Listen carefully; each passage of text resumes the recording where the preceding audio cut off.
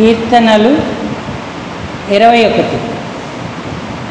ఈ రాత్రి సంఘ ప్రార్థన నిమిత్తమై కీర్తనల గ్రంథం 21వ కీర్తన అంతటిని మార్చి చదువుదాము.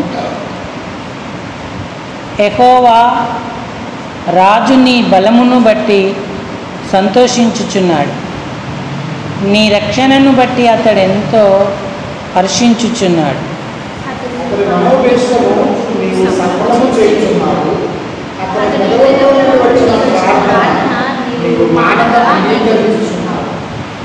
శ్రేయస్కరమైన ఆశీర్వాదములతో నీవు అతన్ని ఎదుర్కొనుచున్నావు. అతని తల మీద అపరంజి కిరీటం నువ్వు ఉంచి ఉన్నావు.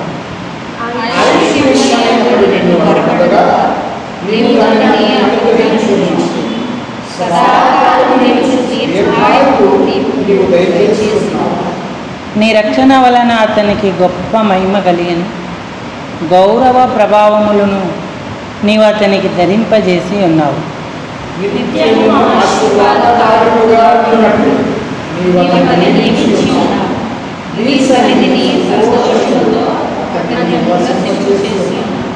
ఏలైనగా రాజు యెహోవా యందు నమ్మిక ఉంచుచున్నాడు. సర్వోన్నతుని కృపచేత అతడు కదలకుండా నిలుచుంది.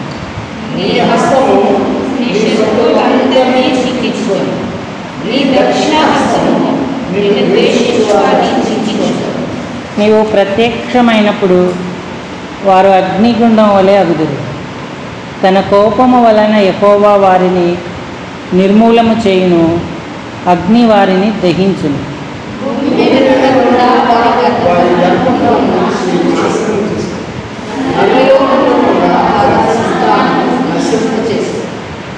వారు నీకు కీడు చేయవలనని ఉద్దేశించి దురుపాయమును పన్నిరి, కానీ దానిని కొనసాగింపలేకపోయిరి.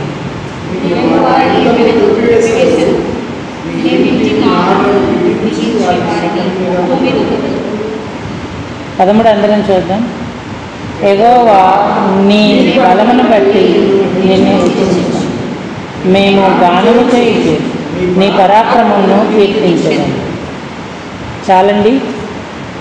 చదువుకున్న ఈ లేఖన భాగం చేరిరాగలిగిన మన హృదయాలకు ఈ రాత్రి ప్రార్థనా ప్రోత్సాహం నిమిత్తమై హెచ్చరికగా, పురిగొల్పుగా, ఆశీర్వాదకరంగా, దీవెనకరంగా ప్రేమగల దేవుడు చేయునుగాక. ఆమేన్. ప్రభు ప్రజలారా, మనం దేవుని యొక్క వాక్యాన్ని కొంత ధ్యానపూర్వకంగా ఆలోచన చేద్దాం. ఈ కీర్తన మహారాజైన దావీదు వ్రాసిన కీర్తన. 20వ కీర్తన 21వ కీర్తన ఇంచుమించు ఒకలానే మనకు తోస్తూ ఉంటాయి. ఈ కీర్తనలో దావీదు అతడు అని సంబోధించాడు. అంటే తన గురించి మరి తాను పలకకుండా అతడు అని పలుకుతూ వచ్చాడు. ఈ కీర్తన కేవలం దావీదు ఒక్కడే పాడలేదు, అతనితో ఉన్న గుంపు, గాయకుల గుంపుతో కలిసి ఈ కీర్తన పాడాడు. యెరూషలేమునకు ఆయన రాజుగా వచ్చిన తర్వాత దేవుడు ఆయనకి ఇచ్చిన ఉల్లాసాన్ని, ఆనందాన్ని స్మరణ చేసుకుంటూ మరి దేవుని కార్యాలను కొనియాడుతూ ఈ కీర్తన దావీదు రాశాడు. ఈ కీర్తనలో అక్షరార్థంగా దావీదు మహిమ కనబడుతున్నట్టుగా ఉన్న మనం ప్రతి కీర్తనలో కూడా క్రీస్తునే వెతకాలి. యేసు ప్రభు యొక్క మహిమ రానున్న దినాలలో మరి ఆత్మీయంగా ఈ కీర్తన ఆయన ప్రభావము గురించి మనకు తెలియజేస్తూ ఉంది. యెహోవా రాజు నీ బలమును బట్టి సంతోషించుచున్నాడు, నీ రక్షణను బట్టి అతడెంతో హర్షించుచున్నాడు అన్నాడు. ఆనాడు రాజుగా దావీదు అభిషేకించబడి దేవుడు అన్ని పరిస్థితుల్లో నుంచి తన బలమైన హస్తం చేత విమోచించిన ఆ కారణాన దావీదు సంతోషిస్తూ ఉన్నాడు. ఈనాడు మనందరం కూడా రాజులమే, లేదా రాజులైన యాజక సమూహం. దేవుని రక్షణ మనం కలిగినప్పుడు, మనం పొందుకున్నప్పుడు ఆయన బలాన్ని బట్టి సంతోషిస్తాం. తన బలమైన చేతితో మనల్ని పాపము నుంచి ఆయన విమోచించాడు. చుట్టూ ఉన్న పరిస్థితులన్నిటి నుంచి కూడా విమోచించాడు. కాబట్టి ఆ విమోచనకర్త బలం, మనకిచ్చిన రక్షణ మనకెంతో ఆనందాన్ని, సంతోషాన్ని కలుగజేస్తుంది. నీ ప్రార్థనలన్నీ యెహోవా సఫలపరచునుగాక అని 21వ కీర్తనలో అన్నట్టుగానే ఇక్కడ అంటున్నాడు, అతని మనోభిష్టం నీవు సఫలము చేయుచున్నావు. అతని పెదవుల నుండి వచ్చిన ప్రార్థన నీవు మానక అంగీకరించుచున్నావు. ఇవన్నీ దావీదు పొందుకోవడానికి మొట్టమొదట రక్షణానుభవము అతనికి అవసరమైంది. ఆ రక్షణ బట్టి గొప్ప మహిమ, గౌరవ ప్రభావాలు ఆయనకు కలిగాయి. ఈ పాపంతో పతనమైన మానవుడు దేవుని ఆశీర్వాదాలను అనుభవించాలంటే ప్రభువైన యేసుక్రీస్తు సిలువలో చేసిన కార్యాన్ని మనోపూర్వకంగా అంగీకరించాలి. నేను పాపిని ప్రభు అని ఒప్పుకోవాలి. అప్పుడు ఆ రక్షణ మనకు కలుగుతుంది. ఆ రక్షణను బట్టి హర్షిస్తాం, సంతోషిస్తాం. ఆ రక్షణ వలన కలిగే ప్రభావ, ఘనత, మహిమలను మనం అనుభవించేటువంటి వారంగా ఉంటాం. ఈ కీర్తన అంతటికీ కూడా మూల వచనం 7వ వచనంలో రాయబడి ఉంది, ఏలయనగా రాజు యెహోవా యందు నమ్మిక ఉంచాడు. 2వ భాగం, సర్వోన్నతుని కృపచేత అతడు కదలకుండా నిలుచును అన్నాడు. కృప, నమ్మిక, ఈ 2 పదాలే, ఈ 2 విషయాలే ఇవన్నీ ఆశీర్వాదాలకు కారణమయ్యాయి. కృప అంటే దయ. మనం దేనికైతే పాత్రలం కామో, అర్హులం కామో, దానికి మనలను సిద్ధపరిచేదే, దయతో మనకు అనుగ్రహించేదే కృప. దేవుని కృప మనం పొందుకుంటే ఈ గొప్ప రక్షణ అనుభవంతో పాటుగా శ్రేయస్కరమైన ఆశీర్వాదాలు, అలాగే మహిమ, ప్రభావాలు నిత్యము ఆశీర్వాదకరంగా ఉండేటట్టుగా దేవుడు మనల్ని నియమిస్తాడు. కృప ఒక పక్షముగా ఉంటుంటే రాజు యెహోవా యందు నమ్మిక ఉంచుచున్నాడు అన్నాడు. అంటే కృపా విశ్వాసాలు ఒక 2 పక్షికున్న రెక్కల వలె ఆ వ్యక్తిని ఉన్నతమైన స్థానానికి తీసుకెళ్తా ఉన్నాడు. శ్రేయస్కరమైన ఆశీర్వాదాలతో నింపుతూ ఉన్నాయి. ఆయుష్షు నిమ్మని అతడు వరమడగగా అన్నాడు. పాత నిబంధనలో ఆయుష్షు అంటే అక్షరార్థంగా మరి భౌతికంగా కొంతకాలం, ఎక్కువ కాలం జీవించడం. హిజ్కియా ఆయుష్షుని అడిగాడు. 15 సంవత్సరాల ఆయుష్ దేవుడు వరముగా అతనికి ఇచ్చాడు. కానీ 15 సంవత్సరాల తర్వాత హిజ్కియా చనిపోయాడు. దీర్ఘాయువు ఇచ్చాడు. ఇంకా చాలామంది చనిపోయిన వారిని దేవుడు లేపాడు, కానీ వాళ్ళు చనిపోయారు. ఇక్కడ అక్షరార్థమైన ఆయుష్ గురించి మనం గ్రహించకూడదు, కానీ సదాకాలము నిలుచు దీర్ఘాయువు అనే మాట నిత్య జీవాన్ని, శాశ్వతమైన జీవాన్ని చూపిస్తూ ఉంది. ఇక ఎన్నటికీ మరణం లేని జీవాన్ని చూపిస్తూ ఉంది. రాజైన దావీదే కాదు, రక్షణానుభవం పొందిన ప్రతి వ్యక్తి సదాకాలము నిలిచే ఆయుష్, దీర్ఘాయుష్ మనం పొందుతాము. నిత్యత్వం అంతా దేవునితో ఉంటాం. ఆ శుభప్రదమైన నిరీక్షణ దావీదులో కలిగింది. అందుకు దావీదు దేవుని గణపరుస్తున్నాడు. ఈనాడు ఆయన మహాకృప మనపై నిలిపాడు.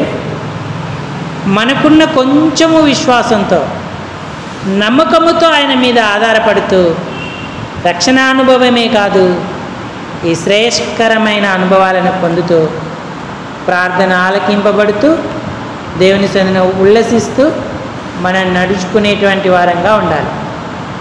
అంటే దేవుని పిల్లలు లోకంలో ఉన్నప్పుడు శత్రువు కూడా ఎంతో బలంగా పనిచేస్తాడు. మరి అందుకే 8వ వచనం నుంచి చివరి వరకు, అంటే 12 వచనాల వరకు కూడా శత్రువులకు సంభవించబోయేది చెప్తా ఉన్నాడు. విరోధులు, వ్యతిరేకులు, ద్వేషించువారు మరి ఎంతమంది ఉన్నా దేవుడు ఏం చేస్తాడో, మరి దేవుడు ఎలా వారి పట్ల వ్యవహరిస్తాడో తెలియజేస్తూ ఉన్నాడు. దావీదుకు లెక్కలేనంతమంది విరోధులు ఉన్నారు. చూడండి, 3వ కీర్తనలో అన్నాడు ఆయన, 2వ వచనం, 1వ వచనం, యెహోవా నన్ను బాధించువారు ఎంతో విస్తరించి ఉన్నారు, నా మీదికి లేచువారు అనేకులు అన్నాడు. విస్తరిస్తూ ఉన్నారు, అనేకులు అతని మీదికి లేస్తూ ఉన్నారు. ఇంకా దావీదు యొక్క కీర్తనలో మనం గమనిస్తే నిర్హేతుకముగా వారు నన్ను ద్వేషించిరి అంటాడు. ఏ కారణం లేకుండా ఎందుకు ద్వేషం పుడుతుంది దావీదు మీద? మరి అర్థం కానివి ఎన్నో దావీదుకు ఉన్నాయి. ఇట్లా దావీదు శత్రువులు విస్తరిస్తూ ఉంటే, అనేకులుగా ఉంటుంటే, నిర్హేతుకంగా ద్వేషిస్తూ ఉంటే దావీదు వారిని దేవుని చేతికి అప్పగించాడు. నీ హస్తము నీ శత్రువులను చిక్కించుకొనుగాక, నీ దక్షిణ హస్తము నిన్ను ద్వేషించు వారిని చిక్కించుకొనుగాక అన్న. దావీదు ఎవరి మీద ప్రతీకారం తీర్చుకోవాలనుకోలేదు, ప్రభుకే అప్పగించాడు. ఎందుకంటే రానున్న దినాలలో వారి యొక్క పరిస్థితిని ఆయన గుర్తించాడు. ఆయన ప్రత్యక్షమైతే, ఆయన కోపగిస్తే వారు నిర్మూలమవుతారని, వారు దహించబడతారని 9వ వచనంలో అన్నాడు. వారి సంతానం నాశనం అవుతుందన్నాడు. నరులలో నుండకుండా వారి సంతానం నువ్వు నశింపజేసేదవు అన్నాడు.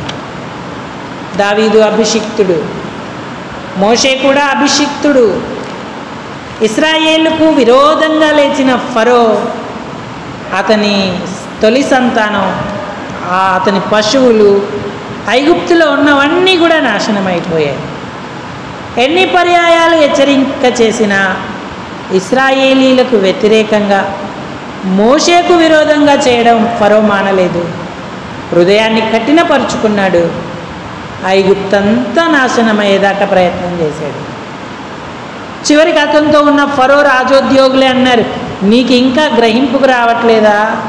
ఐగుప్తంతా నాశనమైనదని చెప్పి ఫరోను హెచ్చరిక చేస్తూ వచ్చారు. కాబట్టి దేవుని శత్రువులు, దేవుని విరోధులు దేవుని చేతిలో చిక్కినప్పుడు ఎంతో బాధాకరమైన పరిస్థితిని అనుభవిస్తారు. 11వ వచనంలో వారి ఉద్దేశం చెప్తున్నాడు. వారు నీకు కీడు చేయవలనని ఉద్దేశించిరి, దురుపాయమును పన్నిరి, కానీ దానిని కొనసాగింపలేకపోయిరి అన్నాడు. దేవుడు వారిని త్రిప్పివేశాడు, వారి ముఖముల మీద కొట్టాడు, వారు సిగ్గుపడ్డారు. ఎర్ర సముద్రం దగ్గర ఫరో, ఆ ఐగుప్తీయులు ఆ ఎర్ర సముద్రంలో నశించిపోవడం చూసి మరి సిగ్గుతో తలదించుకున్నాడు. అంటే ప్రియులరా, అభిషిక్తులకు ఎంత ఆశీర్వాదం, దేవుని పిల్లలకు ఎంత దీవెన. సర్వోన్నతిని కృప పొందుకున్నవారు, ఆయన యందు విశ్వాసం ఉంచి నడుచుకునేవారు, లేదా ఆయన యందు నమ్మిక ఉంచి నడుచుకునేవారు శ్రేయస్కరమైన ఆశీర్వాదాలను ఎదుర్కొంటారు. దేవుడే తన బలాన్ని బట్టి హెచ్చిస్తాడు. ఆయన ప్రజలు ఆయనను గానం చేస్తారు. ఆయనను ఆరాధించి ఆయన పరాక్రమాన్ని కీర్తిస్తారు. అచ్చు ఈ మాట ఐగుప్తులో ఎర్ర సముద్రం దాటినప్పుడు జరిగిందే. ఎప్పుడైతే ఫరో అతని రథములు అతని సేనలు నీట మునిగిపోయాయి, ఎర్ర సముద్రం 2 పాయలై ఇశ్రాయేలీలు ఆరిన ఆ నేల మీద అద్దరికి చేరారు. అప్పుడు వారు యెహోవాను గానం చేశారు. ఆయన పరాక్రమాన్ని కీర్తిస్తూ వచ్చారు. యెహోవా నా బలమా, నా గానమా అంటూ ఆయన కొనియాడుతూ వచ్చారు. నిర్గమాకాండం మిరియాము పల్లవెత్తి పాడుతూ ఉంటే స్త్రీలందరూ కూడా అనుకరిస్తూ మోషేయు అలాగే ఇతరులు ఈ పాట పాడుతూ ప్రభువును గణపరుస్తూ వచ్చారు. 15వ అధ్యాయం 1వ వచనం. అప్పుడు మోషే ఇశ్రాయేలీలు యెహోవాను గూర్చి కీర్తన పాడి యెహోవాను గూర్చి గానం చేసెను. ఆయన మిగుల అతిశయించి జయించెను. గుర్రములను దాని రౌతును ఆయన సముద్రంలో పడదోశాడు. యెహోవాయే నా బలము, యెహోవాయే నా బలం, నా గానం. ఆయన నాకు రక్షణయు ఆయను. ఆయన నా దేవుడు, ఆయనను వర్ణించెదను. ఆయన నా పితరుల దేవుడు, ఆయన మహిమ నుతించెదను అన్నాడు. ఈ కీర్తన అద్భుతమైనది. దావీదు 21వ కీర్తన ఆరాధనతో ముగిసింది, ఆనందంగా ముగిసింది. కాబట్టి మన జీవితాలలో కూడా దేవుని పిల్లలంగా ఎన్నో ఎదుర్కొంటాము. అయితే దేవుడు ఉన్నాడు. ఆ నమ్మకం, దేవుని కృపను పొందుతూ మనం కొనసాగించినప్పుడు మన ప్రార్థనలన్నీ సఫలమవుతాయి. మనకు గొప్ప విజయం దేవుడు అనుగ్రహిస్తాడు. కాబట్టి మన పరిస్థితులు వ్యక్తిగతంగా, కుటుంబంగా ఎంత భయానకంగా ఉన్నా ఆయన కృప మీద ఆధారపడదాం. ఆయన యందే నమ్మిక ఉంచుదాం. శ్రేయస్కరమైన ఆశీర్వాదాలతో ఎదుర్కొన్నట్లుగా మానక ప్రార్థిస్తూ ప్రభువును గణపరుద్దాం. ఈ తలంపులను దేవుడు దీవించునుగాక. అందరూ తలలు వంచి కళ్ళు మూసుకోండి. ప్రార్థనలోకి వెళదాం.